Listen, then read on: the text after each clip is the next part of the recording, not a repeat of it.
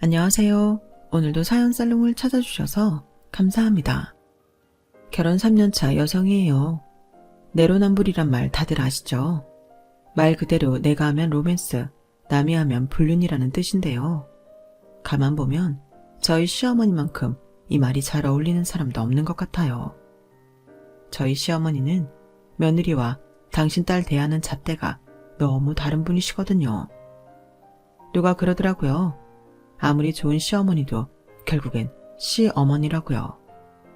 저도 저희 시어머니가 친정엄마처럼 저를 딸 대접해 주시길 바라는 건 아니에요.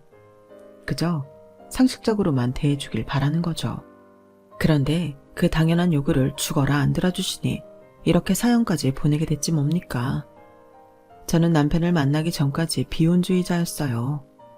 어릴 때부터 엄마가 친할머니랑 고모들한테 말도 못하게 시집살이 당하는 걸 보고 자라서 일찍부터 결혼은 지옥이라는 생각을 하게 됐거든요. 어린 마음에 늘 시댁 식구들한테 시달리고 천대당하는 엄마가 가엾게도 했지만 한편으론 한심하다는 생각까지 하곤 했어요. 별거 아닌 사람들한테 그런 대접을 받고 사는 데는 엄마 탓도 있다고 생각했으니까요. 나라면 이혼을 하든 시댁과 연을 끊든 그렇게는 안 살겠다 생각했었죠. 하지만 그땐 몰랐어요. 내 행복만 생각하면 얼마든지 할 수 있는 간단한 일이 자식이 딸린 상태에선 결코 쉬운 일이 될 수 없다는 걸요. 엄마는 우리 남매를 생각해서 참고 사셨던 거예요. 그래서 저는 일찌감치 인생의 모토를 절대 엄마처럼 살지 말자로 정했어요.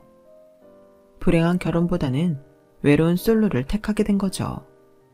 그런데 사람 일은 모르는 거라고 한 남자를 만나고 난 뒤 그 생각이 사라져버렸지 뭐예요. 바로 제 남편이에요. 여자가 남자를 보고 귀엽다는 생각을 하게 되면 그걸로 끝난 거라고 하더니 제가 그런 상황이 되고 만 거예요.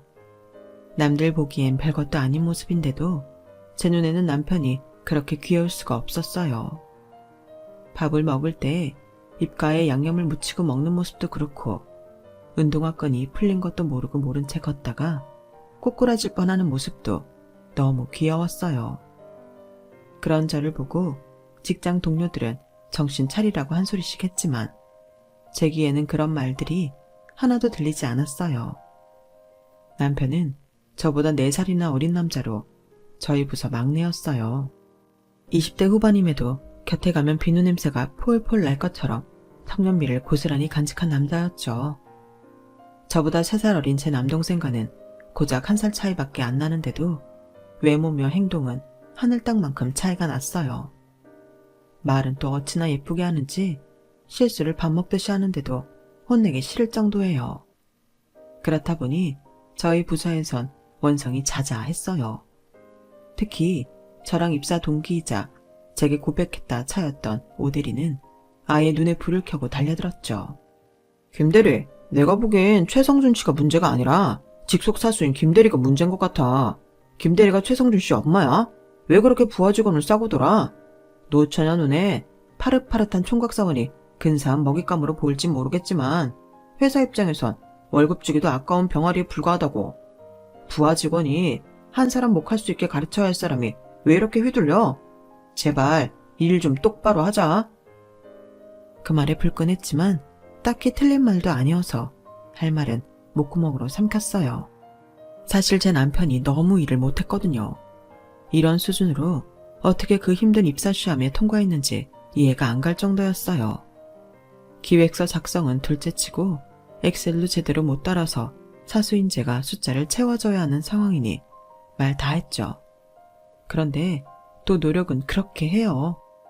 자기가 남들보다 못하다는 걸 스스로도 잘 알더라고요. 제가 사실 사무실에서 마녀라고 불릴 정도로 부하 직원들한테 엄격한 편이거든요. 대신 저한테 일을 배운 사원들은 어디 가서 일 못한다는 말은 안 듣고 살 정도로 일 하나는 제대로 가르치는 걸로 유명하죠. 그래서 신입들은 거의 저한테 보내곤 하는데 이놈의 사랑이 마녀의 명성에 금이 가게 하고 만 거예요. 그래서 하루는 도저히 안 되겠다 싶어서 퇴근 후에 개인 면담을 하기로 했어요. 다들 퇴근하고 난 시간에 남편과 단둘이 회의실에 앉아 허심탄회하게 얘기를 나눴어요. 도대체 뭐가 문제인지 원인을 찾으려고요. 그런데 얘기를 한참 나누다 보니 말끝마다 엄마 얘기를 꺼내지 뭐예요. 저희 엄마가 완전 사내 대장부 같은 분이거든요. 사업 수완도 좋으시고 특히 재테크에 귀재예요. 우리 집 재산은 엄마가 다 만든 거나 다름없어요. 아빠도 월급채로 엄마한테 넘기고 엄마한테 용돈 타서 쓰시는데요. 한 번도 불만을 가져본 적이 없다고 하시더라고요. 한마디로 남편은 마마보이였어요. 남편의 말이 따르면 시종일관 우리 엄마가 최고였거든요. 면담을 끝낸 뒤 한숨이 나더라고요. 연하남을 딱히 어떻게 해볼 생각은 아니었지만 썸을 타든 연애를 하든 마마보이는 절대 사설이니까요. 그래서 깔끔하게 포기하고 일이나 제대로 가르쳐서 한 사람 몫을 할 수 있게 만들자 생각했죠. 그래서 다음 날부터 업무 지시 방법을 바꿨어요. 전에는 자율성을 부여해서 부탁하는 어조로 업무 지시를 했다면 이후엔 정확히 뭐를 해야 하는지 지정해서 명령조로 업무 지시를 했어요. 그랬더니 전과는 다르게 일 처리 속도도 빨라지고 완성도도 확실히 높아졌지 뭐예요. 어릴 때부터 엄마 명령에 따라 살던 남자라 자율성보다는 강압적인 지시가 잘 맞았던 거죠. 하루아침에 확 달라진 모습에 사무실 사람들은 다들 놀라더라고요. 당연히 마녀라는 제 명성도 되찾을 수 있었고요. 그렇게 사심 가득한 사수에서 일을 잘 시키는 사수로 돌아온 저는 예전의 모습을 되찾아갔어요. 30 넘은 노처녀에게 중요한 건 고독사하지 않고 100세까지 살 수 있는 강인한 체력과 혼자서도 충분히 살아갈 수 있는 재력뿐이라는 일념을 가지고 저축도 열심히 했고 퇴근 후 운동도 열심히 했어요. 남편은 남편대로 조금씩 업무에 익숙해져서 더 이상 병아리란 소리는 듣지 않게 되었죠. 그런데 그러던 어느 날이었어요. 주말이라서 필라테스를 마치고 집에 막 돌아왔는데 작은 고모가 집에 와 있더라고요. 작은 고모가 저희 집에 찾아오는 이유는 딱 2가지예요. 김치가 떨어졌거나 돈이 떨어졌거나 이번엔 전자더라고요. 고모가 식탁에 앉아 자기 시어머니 욕을 하고 있는 사이 저희 엄마는 김치 냉장고에서 연신 김치통을 꺼내들며 고모가 가져온 통에 김치를 옮기고 있었어요. 언니, 난 언니가 해준 김장김치가 제일 맛있더라. 올해는 좀 넉넉히 해서 한 2통 더 줘. 매번 찔끔찔끔 주니까 가을도 되기 전에 다 먹고 또 얻으러 오게 되잖아. 안양에서 여기까지 김치 얻으러 오는 게 얼마나 힘든 줄 알아? 기름값은 또 어떻고. 아참, 주는 김에 꼬들빼기 남았으면 그것도 한 통만 줘. 우리 신우가 며칠 전부터 꼬들빼기 타령을 하더라고. 그게 무슨 의미겠어? 나보고 담아달라는 거지. 하여간에 인간들이 염치라는 게 없어. 언니도 알지? 우리 시어머니 철 바뀔 때마다 전화해서 아들 집에 가고 싶어도 입고 갈 옷이 없어서 못 간다고 그러시는 거. 아니 그럼 평소엔 벗고 살았어? 왜 나한테 전화할 때마다 그런 소리를 하냐고. 자기들은 나한테 양말 한 짝 사주는 법이 없으면서 해달라는 건 끝도 없다니까. 그 말을 듣는데 어이가 없어서 웃음밖에 안 나더라고요. 결혼한 지 15년이 넘는 동안 100원짜리 동전 하나 안 내고 철마다 김장김치를 퍼가는 주제에 누가 누구 욕을 합니까? 그뿐인가요? 결혼할 때도 혼수비용 모자란다고 저희 엄마 개탄돈까지 빌려가 놓곤 아직도 갚을 생각을 안 하고 있어요. 염치가 없으면 눈치라도 있어야지. 그래놓곤 어디서 자기 시댁 식구들 욕을 합니까? 한참 떠들던 고모는 쓴웃음을 짓고 있는 저를 보더니 기분이 상했는지 대뜸 그러는 거예요. 경은이 넌 결혼 안 하니?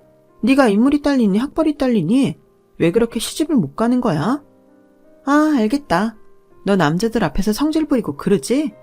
네가 우리 오빠를 닮아서 인물은 반반한데 성격은 외탁해서 그런가?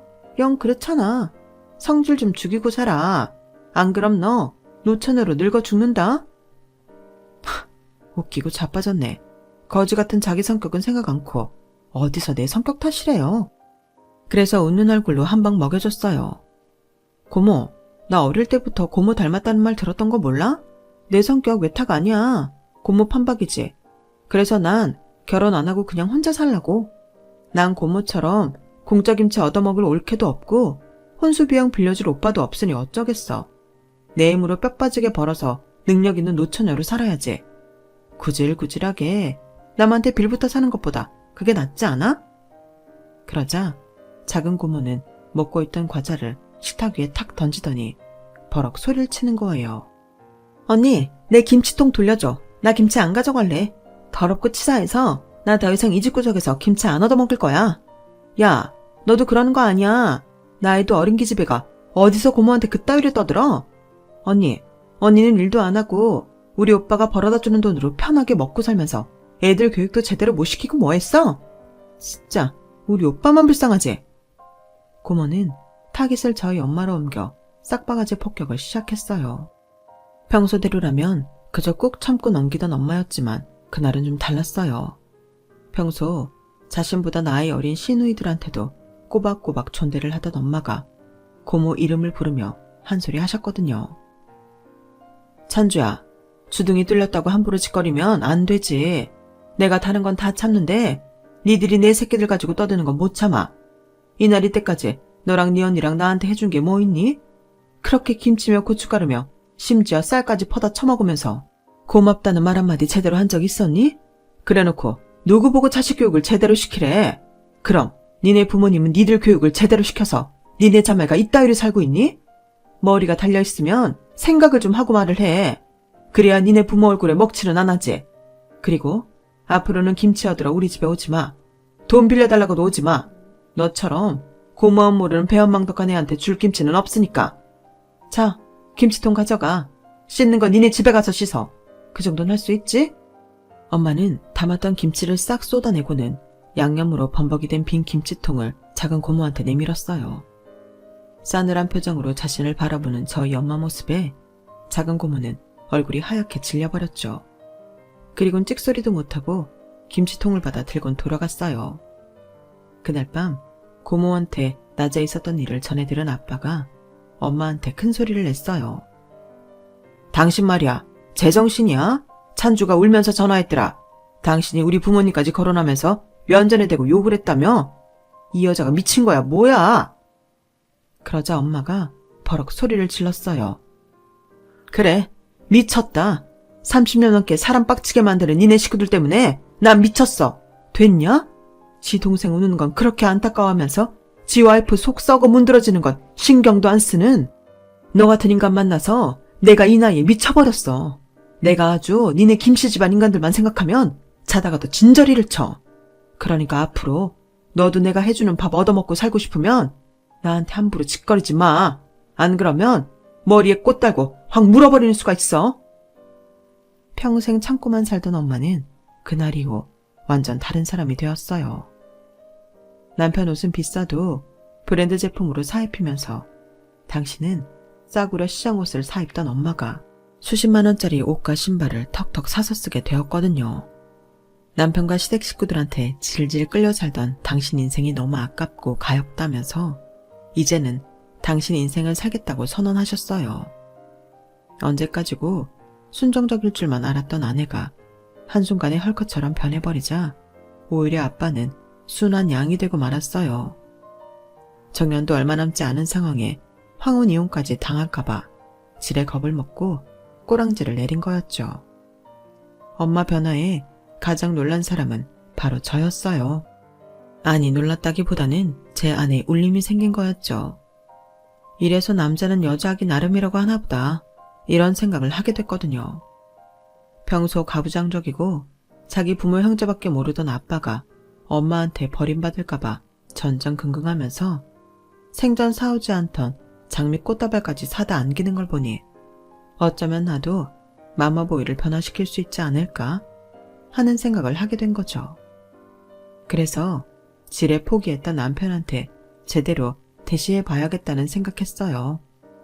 그런데 제가 말도 꺼내기 전에 남편이 먼저 치고 들어오더라고요. 그날은 저희 팀이 큰 프로젝트를 성공리에 맞춰서 회식을 하게 된 날이었어요. 평소 주량이 센 편이었던 저였지만 한동안 지속된 야근 탓에 그날따라 술이 안 받더라고요. 그런데도 평소 제 주량만 생각하고 부장님, 과장님 할 거 없이 다들 저한테 술을 주시는 거예요.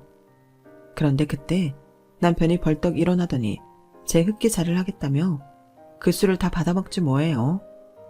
당연히 저희 팀 사람들이 다들 황당한 표정을 지었죠. 왠지 아세요? 제 남편은 맥주 500cc 앞에서도 고사를 지낼 정도로 술에 약한 사람이거든요.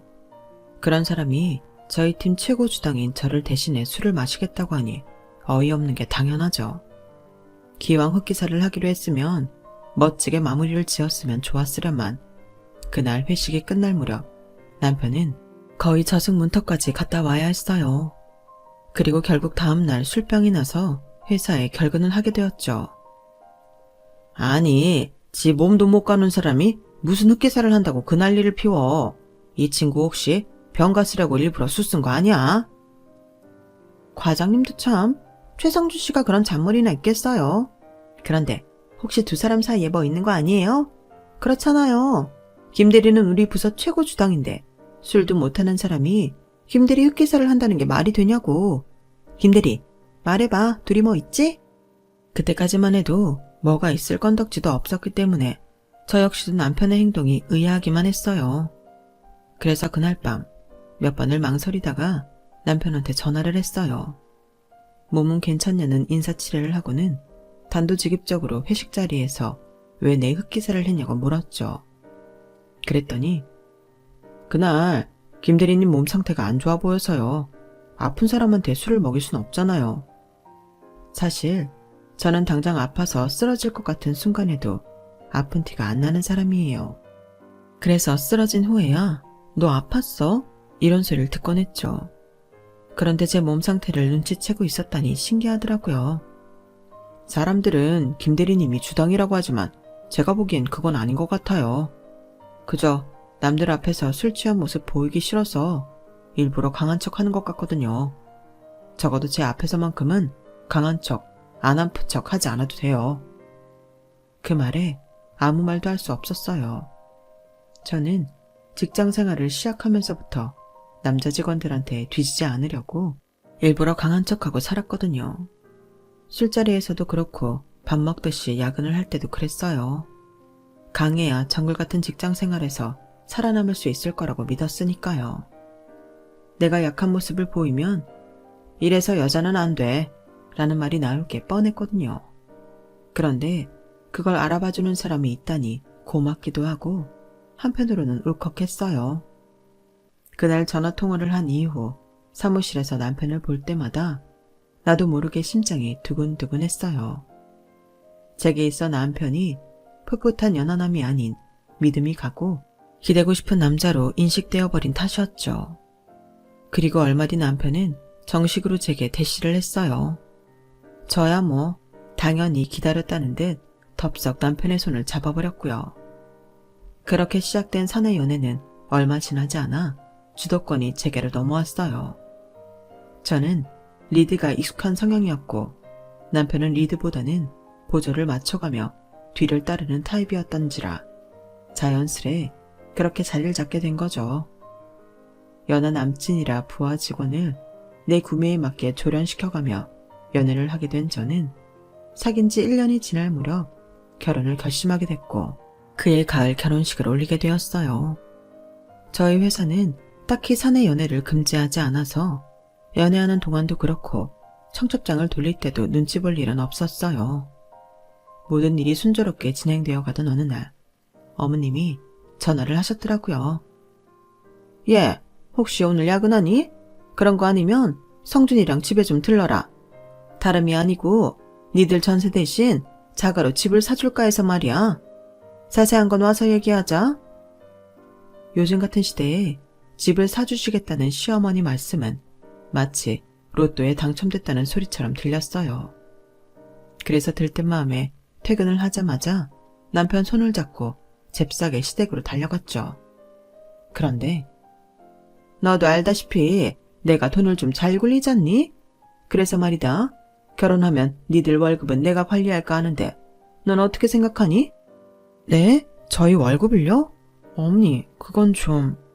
저희가 한두 살 먹은 애들도 아니고 30 넘은 성인들인데 월급을 어머님께 맡기시라는 건 좀 너무하신 것 같은데요. 그러자 시어머니가 콧방귀를 끼며 그러시는 거예요. 그래? 그럼 집 사주는 건 없던 걸로 하자. 너는 날 못 믿어서 월급도 못 맡긴다는데 난 뭘 믿고 니들한테 집까지 사주겠니? 다른 사람도 아니고 난 네 남편 될 사람 엄만데.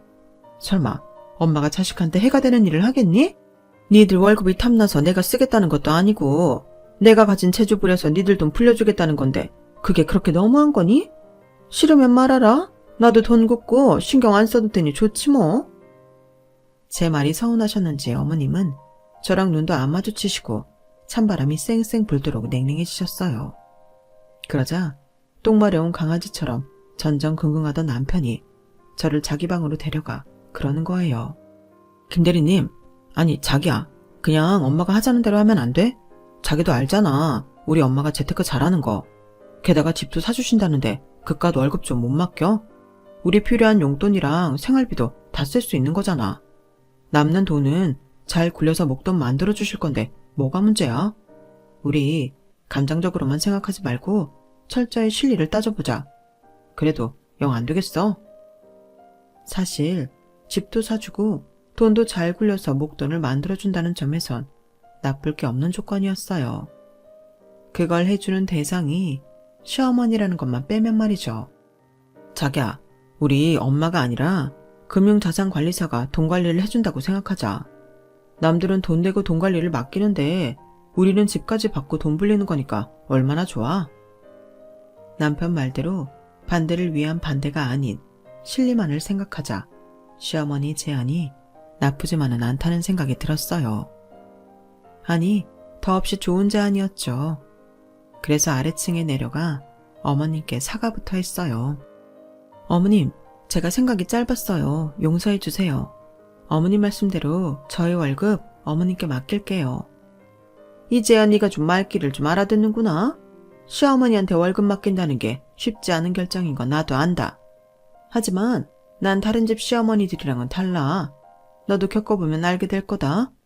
암튼 내가 10년 안에 니들 건물주로 만들어 줄 테니까 기대들 해. 건물주라는 말에 집에 돌아가는 길이 구름 속처럼 그렇게 가볍고 포근할 수가 없었어요. 앞으로 지옥불에 발을 담그게 될 거라는 사실은 모른 채 말이죠. 어머님이 사주신 25평 아파트는 신축은 아니었지만 전철역이랑도 가깝고 근처에 대형 마트도 들어와 있어서 살기엔 아주 좋은 곳이었어요. 단지 내에 유치원도 있어서 출산 후엔 어린이집 찾느라 발품을 팔 걱정도 없었죠. 하지만 결혼을 하고도 2년이 넘도록 임신 소식이 없어서 어린이집을 사용할 일은 없었어요. 지난 2년 동안 저희 부부는 생활비와 약간의 용돈을 제외하고는 모두 시어머니께 맡겼어요. 어버이날이나 생신처럼 저희가 선물이나 용돈을 드려야 하는 경우엔 월급과 별도로 나오는 수당과 보너스에서 충당을 했고요.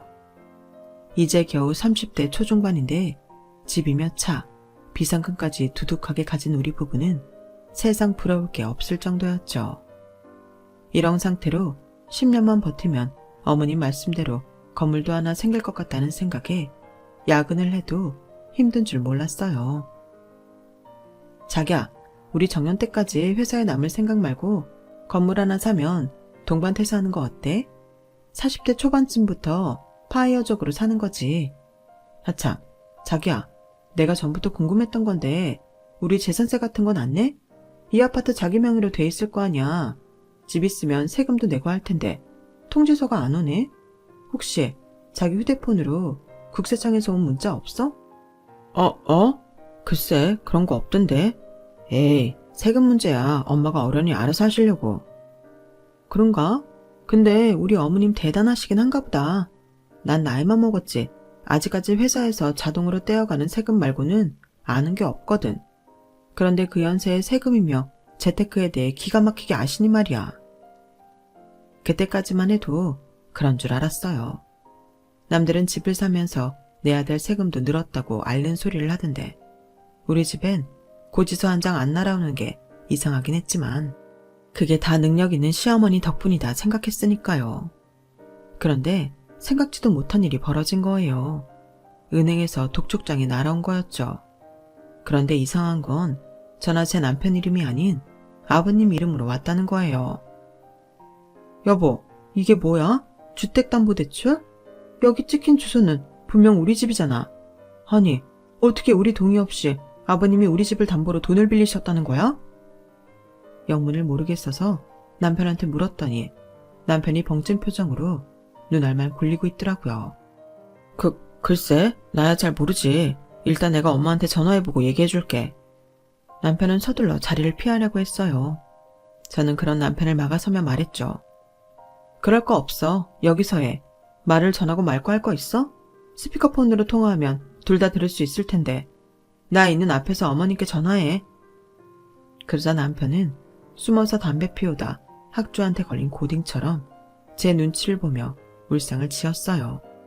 그리곤 더는 도망갈 곳이 없다고 생각했는지 자포자기한 표정으로 어머님께 전화를 걸었죠. 제 남편한테 자초지종을 들은 시어머니는 별거 아니라는 듯 그러는 거예요. 아들, 엄마 못 믿어? 근무 시간에 그 정도 일로 전화까지 다 하고? 엄마가 깜빡하고 은행에 대출이자 보내는 걸 잊은 것 뿐이야. 엄마가 바로 은행 가서 처리할 테니까 걱정하지 마. 아, 네 와이프한텐 비밀로 해라. 그 아파트 네 아빠 명의로 산 거 알면 월급 안 맡긴다고 그럴지 모르니까. 네 이름으로 하나 네 아빠 이름으로 하나 어차피 내 아들 손에 들어갈 거지만 피부치도 아닌 네 처야 그렇게 생각하겠니? 엄마, 그게 말이야. 남편은 제 눈치를 보며 다급하게 시어머니 말을 끊었어요. 저는 그 순간을 놓치지 않고 얼른 끼어들었죠. 어머님, 저예요. 지금 이 통화 스피커폰으로 하고 있어요. 그러자 순간 시어머니가 아무 말도 안 하시는 거 있죠. 그리고는 순식간에 목소리 톤을 싹 바꾸고 그러시는 거예요. 아, 경훈이 너도 옆에 있었구나. 안 그래도 집 문제로 너랑 통화를 한다 하고선 바빠서 깜빡했지 뭐니? 그래, 일단은 근무 시간이니까 우리 자세한 얘기는 나중에 얼굴 보고 하자. 그래, 그럼 일들 해라. 어머님은 다급하게 전화를 끊으셨어요. 그러자 남편은 사색이 돼서는 저랑 눈도 제대로 못 마주치더라고요. 어떻게 된 거야? 우리 아파트가 왜 아버님 명의로 되어 있어? 아니, 그보다 당신은 알고 있었던 것 같은데 왜 지금까지 나한테 말 안 했던 거야? 내가 알면 안 되는 이유라도 있던 거야? 말해봐. 그게 아니라 엄마가 미치겠네. 그래, 솔직하게 말할게. 엄마가 그러더라고. 요즘엔 결혼식하고 1, 2년 안에 이혼하는 사람들이 많아서 처음부터 집을 내 명의로 하면 갈라설 때 손해를 볼 수도 있다고 말이야. 재산 분할도 해야 하니까. 아, 그러니까 이혼할 때를 대비해서 나한테 돈 뺏길까봐 아버님 명의로 했다는 거구나. 진짜. 자기야, 자기는 내 남편으로 나랑 사는 거야? 아니면 어머님 아바타로 나랑 사는 거야? 할지 말지도 모르는 이혼 때문에 배우자인 나까지 속이고 사는 게 말이 돼? 그래, 어머님 말씀대로 우리가 이혼을 한다 쳐. 설마 내가 내 돈 한 푼 안 들어간 집을 달라고 하겠어? 당신 눈에도 내가 그렇게 경우 없는 사람으로 보여? 난 솔직히 아파트 명의가 당신 앞으로 돼 있든 아버님 앞으로 돼 있든 상관은 없어.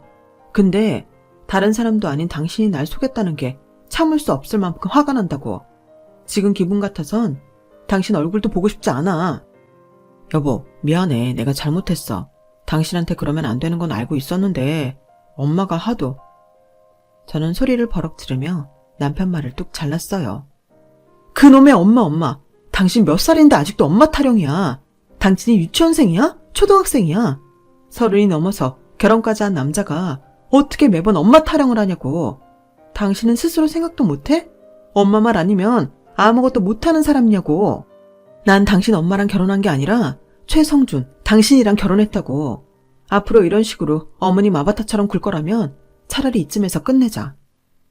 그러자 남편은 닭똥 같은 눈물을 뚝뚝 흘리면서 제 손을 부여잡곤 이혼은 안 된다며 앞으로는 자기가 달라지겠다고 맹세를 했어요. 그 일이 있고 얼마 뒤 우리 부부는 시댁에 찾아갔어요.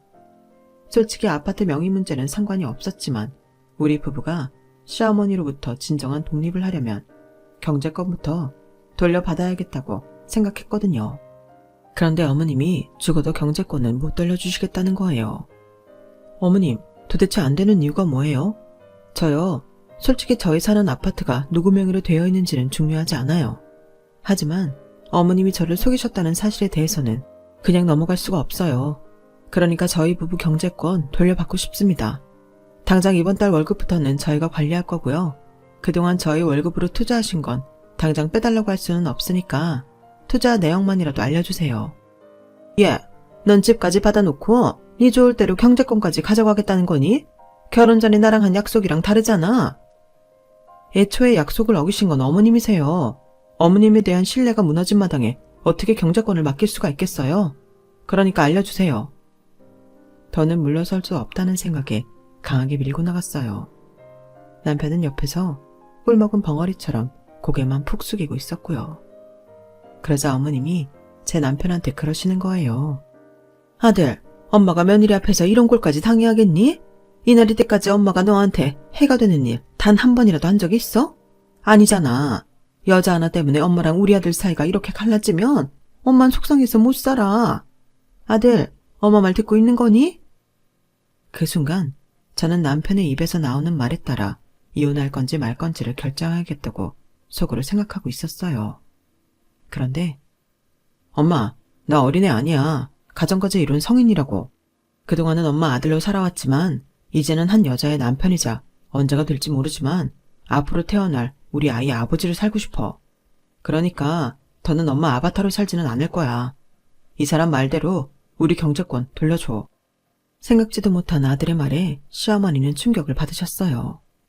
믿었던 아들에 대한 배신감 때문이었는지 어머님은 손가락을 바들바들 떨면서 그러시더라고요. 그래, 다 가져가라. 내가 무슨 부귀영화를 누리겠다고 니들 월급을 관리하겠니? 다만 지금 내가 너무 충격을 받아서 도저히 니들이랑 얘기할 기분이 아니니까 조만간 연락하마. 그때까지 나 좀 내버려 둬다오. 어머님은 그렇게 자리에 누우셨고 저희 부부는 시댁을 나섰어요. 집으로 돌아오는 차 안에서 남편이 그러더라고요. 앞으로는 제게 남편으로 인정받을 수 있도록 노력하겠다고요. 비록 남편한테 실망을 하기는 했지만 스스로 변화를 위해 노력하려는 모습이 보여서 이번만큼은 용서해 주기로 마음먹었어요. 대신 기왕 마음먹은 거 이번 기회에 남편의 완전한 독립을 위해 전문가 상담을 받기로 했어요. 30년 동안 엄마한테 휘둘러 살던 사람이 혼자 애무로 서기 위해서는 주변의 도움이 필요할 것 같았거든요. 제 말에 남편도 동의해 주어서 우리 부부는 본격적으로 상담치를 시작했어요. 처음엔 남편 혼자 받으면 될 줄 알았는데 상담을 시작해보니 저도 함께 받는 게 좋겠더라고요. 저 또한 성격이 강한 편이라 혹시라도 제가 어머님을 대신해 남편을 휘두르게 될지 모를 위험을 미연에 방지하기 위해서였죠. 월급도 우리 부부가 관리를 하게 되었고 상담을 통해 남편도 조금씩 자존감도 높아지고 독립심도 전보다 많이 강해졌어요. 아직은 첫걸음에 불과한 상태지만 이렇게 노력하고 한 걸음씩 나아가다 보면 분명 이전보다 나은 삶을 살아갈 수 있을 거라는 기대감이 생기더라고요. 그런데 우리 부부가 변화를 위해 노력하는 동안 시댁에서는 많은 일이 벌어졌던 모양이었어요. 결혼을 앞둔 시누이 문제로 말이죠. 하루는 시누이 약혼자가 술에 취해 저희 집에 찾아왔더라고요. 시누이가 전화도 받지 않고 저희 시댁에 찾아가도 문도 열어두지 않는다면서 말이죠. 얘기를 들어보니 싸움의 발단은 신혼집이었어요. 형님, 우리 집에서 5억짜리 전세 아파트 해주는 거면 저희 부모님도 한다고 하시는 거예요. 그런데도 성훈이랑 장모님은 자가도 아니고 전셋집에서 어떻게 사냐고 결혼을 무르자고 하니 이게 말이 되냐고요. 결혼은 뭐 남자 혼자 하나요? 형님네서는 단돈 1원도 안 보태주면서 뭐 그렇게 바라는 건 많은 건지. 형님네도 아파트 대출금 형수님 월급으로 내고 있다면서요. 근데 왜 나한테는 우리 부모 돈으로 해오라고 그러냐고요. 그게 무슨 소리예요? 우리 집 대출금을 내 월급에서 내다뇨? 몰랐어요? 성훈이가 그러던데요. 이 아파트 자기 아버지 이름으로 사긴 했지만 은행 대출금은 올케 월급에서 내고 있다고. 형님네 부부 월급을 장모님이 관리한다면서요. 근데요, 우리 장모님이 웃기는 게 뭔 줄 알아요? 자기 아들 월급은 따박따박 적금 들어놓고 며느리 월급으론 은행 대출금 갚는다더라고요. 그렇게 해야 혹시라도 이혼하게 될 때 자기 아들이 손해를 덜 본다나 뭐래나. 그런데 뭐 형님 앞으로 들어놓은 적금도 성은이 혼수 비용으로 쓸 생각을 하는 거 보니 아들을 위하는 것도 아닌가 봐요. 하여간에 우리 장모님은 자기 돈 하나 안 들이고 매번 남의 돈으로 생색만 낸다니까. 우리 성은이가 돈 욕심이 많은 건 다 장모님 닮아서 그런 거라고요. 술에 취해 꽐라가 된 사람 말을 100% 믿을 수는 없지만 그래도 평소 시어머니 행동을 떠올려 볼 때 틀린 말은 아닌 것 같았어요. 우리 부부 월급을 어떻게 굴려왔는지 내역을 알려달라고 말한 지가 한 달이 넘었는데도 처음엔 충격이 커서 시간을 달라더니 이후엔 딸 결혼 때문에 정신없으니 나중에 말하자고 차일피일 미루고 있는 상황이었거든요. 한마디로 말할 상황이 아니었던 게 아니라 우리 부부 돈을 다 써버려서 말을 할 수 없었던 거죠. 여우 같은 어머님한테 우리 부부는 재주 부리고 돈 벌어다 주는 곰일 뿐이었던 거예요. 그래서 곰이 화가 나면 얼마나 무서운지 이번 참에 제대로 보여드리기로 했어요. 다음 날 우리 부부는 퇴근길에 시댁으로 향했어요. 가보니 시어머니와 시누이가 주방에서 치맥을 하며 수다를 떨고 있더라고요. 뭐가 그리 신나는지 깔깔거리며 웃고 떠드는 통에 우리 부부가 번호키를 누르고 들어오는 것도 모르는 거 있죠. 엄마, 오빠네 돈 어떻게 할 거야? 올케 돈으로는 아파트 대출금 갚느라 다 썼고 오빠 월급은 내 결혼자금으로 쓸 거라며. 올케 성격에 그냥 넘어가진 않을 텐데 말이야. 아, 그러니까 윤서방이 자가로 아파트 하나 해오면 쉽게 풀릴 일인데 전세가 뭐야 전세가. 엄마, 설마 우리 실혼집 팔아서 오빠네 돈 해주려고 그런 거였어? 안 돼. 그건 절대 안 돼. 얘는 집을 왜 팔아? 막말로 실혼집 팔면 니네 시부모가 가만히 있겠니? 담보대출 받아서 일단 네 오빠네 돈 빼주고 나머지는 네 오빠 구슬려서 월급 가져오게 하려고 한 거지. 그러게. 하필이면 나이도 많고 드센 여자를 골라서 네 고생을 시켜. 아, 누굴 닮아서 여자 보는 눈이 없는 건지 원. 엄마도 참, 누굴 닮았겠어? 아빠 닮아 그런 거지. 아빠도 엄마처럼 드센 여자 만나서 평생 기도 못 펴고 살잖아. 아, 근데 오빠네 아파트는 어떻게 산 거야? 아파트는 은행 대출도 얼마 안 되잖아. 그야 뭐 그동안 네 오빠 알바비랑 월급 모아둔 거랑 네 올케가 시집 올 때 예단비로 1억 5천 해왔잖니. 거기다 대출 끼고 산 거지 뭐. 이야, 그러니까 엄마 돈은 한 푼도 안 넣고 오빠네 부부한테 집 해줬다고 생색만 냈던 거야? 우리 엄마 능력자네. 나도 엄마한테 잘 배워둬야겠다. 나중에 자식 낳으면 엄마처럼 해먹어야지. 기가 막혀서 이건 무슨 사기꾼 작당 모의도 아니고 이게 정상적인 모녀가 할 때만가요? 이런 엄마 밑에서 살아온 제 남편이 불쌍한 지경이었어요. 그동안 자기 엄마 말이라면 철석같이 믿었던지라 남편의 배신감은 이루 말할 수 없을 정도였죠. 표정이 싸늘하게 굳어서는 주먹을 부르르 떨고 있더라고요. 그때였어요. 닭발을 버리려고 식탁에서 일어나던 시누이가 저희 부부를 보고는 귀신을 본 사람처럼 비명을 지른 거예요. 오빠, 어떻게 문소리도 안 내고 들어왔어? 아가씨, 우리가 문소리를 안 낸 게 아니라 두 사람이 재미난 얘기를 하느라 소리를 못 들은 거겠죠. 그렇게 재미난 얘기라면 저희도 좀 부르지 그러셨어요, 어머님. 안 그래도 우리 아파트는 어떻게 샀는지 궁금했는데 이런 비하인드 스토리가 있는지 몰랐네요. 뭐 차라리 잘 됐어요. 길게 대화할 거 없이 우리 부부가 할 말만 하고 가면 되겠네요. 안 그래도 아파트 내주고 우리 힘으로 시작하려고 했는데 애초에 우리 돈으로 산 거라니까 그럴 필요는 없겠네요. 은행 대출금도 제 월급에서 내셨다고 하니 하루 시간 내서 명의이자만 하면 되겠어요. 물론 세금 문제는 어머님이 감당하셔야겠지만요.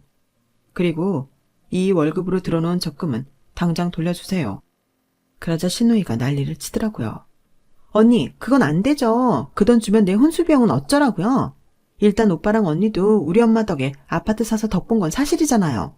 지난 2년 동안 아파트값 엄청 올라서 지금은 그 돈으로 절대 못 산다고요. 그러니까 오빠 적금은 포기하세요.